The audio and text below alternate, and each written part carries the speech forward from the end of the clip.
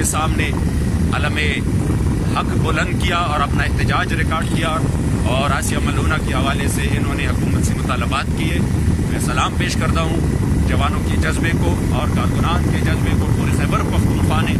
جس حالت میں آج حضور کی عزت و ناموس پر ماشاءاللہ یعنی جو اسیران تھے اور رہا ہو کر آئے تھے، ان کا جذبہ اور بھی الحمدللہ کافی زیادہ بڑھ چکا تھا، اور عالم کفر کو، قادیانی کو اور ان کے یاروں کو پیغام دے رہا تھا کہ تم چاہے جتنا بھی ظلم کر لو، تم یزیدیت کی انتہا کر لو، ہم حسینی بن کر انشاءاللہ تعالی میدان میں ہے اور رہیں گے۔ اور میں جتنی بھی اسیران تھے اور جتنی بھی کارکنان تھے جنہوں نے آج